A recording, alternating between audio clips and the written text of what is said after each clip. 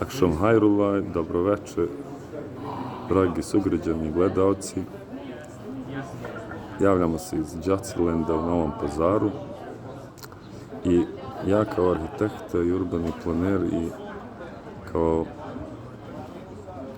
u razgovoru sa sugrađanima i uopšte slušajući komentare, mislim da ne bi bilo loše razmisliti da ovaj deo grada ispred opštine, uključujući kružni tok, kao što je sad i prilike naš Đacilend raspoređen, da u stvari postane pešačka zona.